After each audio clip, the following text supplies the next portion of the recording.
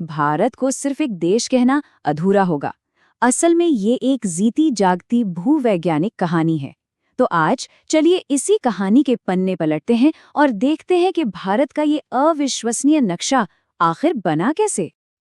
अब सवाल ये उठता है कि ये सब एक साथ कैसे हो सकता है। इस पहेली का जवाब छिपा है धरती के अंदर लाखों साल पुरानी एक जबरदस्त कहानी में। तो भारत का ये जो इतना डाइवर्स लैंडस्केप है ना, इसे किसी और ने नहीं बल्कि धरती की सबसे ताकतवर ताकतों में से एक ने बनाया है। और वो है टेक्टोनिक प्लेट्स की धीमी लेकिन बहुत जबरदस्त हरकत। और ये कोई छोटी मोटी टक्कर बिल्कुल नहीं थी। सोचिए, ये एक ऐसी जबरदस्त घटना थी जिसने सचमुच इतिहास बदल दिया। इसी टक्कर ने वो स्टेज तैयार किया जिस पर भारत की हर एक फिजिकल फीचर, मतलब ऊंचे पहाड़ों से लेकर विशाल मैदानों तक सब कुछ बनना था। तो चलिए अपनी कहानी शुरू करते हैं एकदम उत्तर से, उस जगह से जहां उस महाटक्कर ने दुनिया की छत को, यानी हमारे हिमालय को जन्म दिया। देखिए, हिमालय सिर्फ एक पहाड़ की लाइन नहीं है। इसे समझने के लिए एक 3 लेन हाईवे की तरह सोचिए। जो सबसे ऊंची, सबसे बर्फीली लेन है वो है हिमाद्री। बीच वाली लेन वो है हिमाचल, जहां कश्मीर जैसी खूबसूरत घाटियां हैं।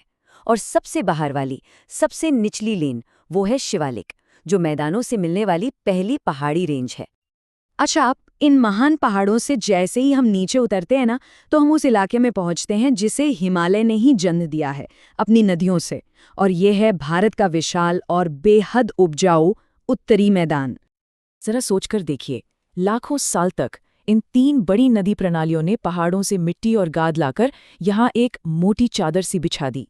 यही वो जलोढ़ मिट्टी है, या जिसे अलूवियम कहते हैं, जो इस पूरे इलाके को दुनिया के सबसे फर्टाइल, मतलब सबसे उपजाऊ इलाकों में से एक बनाती है। अब जहां पहाड़ खत्म होते हैं और मैदान बस शुरू ही हो रहे होते हैं, वहां पर नदियां अपने साथ लाए भारी भरकम कंकड़ पत्थर जमा कर देती हैं। इस पथरीले इलाके को कहते हैं भाबर। और पता है सबसे कमाल की बात क्या है? यहाँ पर आकर छोटी छोटी नदियां इन पत्थरों के नीचे गायब हो जाती हैं। तो सवाल ये है कि जो नदियां भाभर में गायब हुई थीं, वो गईं कहाँ?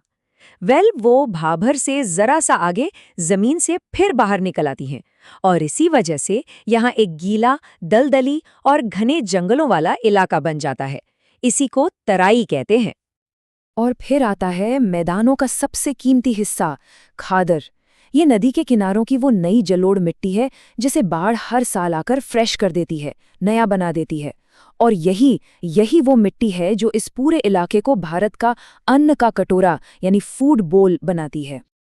ओके, तो अभी तक हम भारत के सबसे नए, सबसे युवा हिस्सों की बात कर रहे थे, हिमालय और मैदान। अब चलते हैं भारत के सबसे पुराने, सबसे स्टेबल हिस्से की तरफ, यानी प्रायद्वीपीय पठार। ये इतना पुराना है कि ये हिमालय के जन्म से भी करोड़ों साल पहले से मौजूद है। और इन दोनों में जमीन आसमान का फर्क है। एक तरफ है एकदम यंग हिमालय, जो आज भी ऊपर उठ रहा है, मतलब भूवैज्ञानिक रूप से सक्रिय है, जहां भूकंप का खतरा बना रहता है। और दूसरी तरफ है करोड़ों साल पुराना, एकदम स्थिर पठार, जो कि खनिजों का खजाना है। तो भारत के दिल यानी पठार से निकलकर अब चलते हैं इसके किनारों की तरफ, मतलब पश्चिम में फैले रेगिस्तान और भारत को 3 तरफ से घेरने वाले लंबे लंबे समुद्र तटों की ओर। पश्चिम में है भारत का विशाल थार मरुस्थल। अंदाजा लगाइए, यहाँ साल भर में 150 मिलीमीटर से भी कम बारिश होती है। इसको ऐसे समझिए कि भारत के कई बड़े शहरों में इतनी बारिश तो सिर्फ 1 या 2 दिन में ही हो जाती है। तो ये कम पानी और तेज गर्मी की बिल्कुल एक अलग ही दुनिया है। अब अगर भारत के समुद्री तटों को देखें तो दोनों का मिजाज एकदम अलग है। जो पश्चिमी तट है वो संकरा है, चट्टानी है, जो गहरे बंदरगाहों यानी पोर्ट्स के लिए एकदम परफेक्ट है। वहीं दूसरी तरफ पूर्वी तट चौड़ा और समतल है। यहाँ बड़ी बड़ी नदियां आकर उपजाऊ डेल्टा बनाती हैं, जो खेती के लिए किसी वरदान से कम नहीं। और हाँ, मुख्य भूमि से परे भी भारत की कहानी जारी रहती है, हमारे 2 द्वीप समूहों के साथ, बंगाल की खाड़ी में अंडमान और निकोबार और अरब सागर में लक्षद्वीप।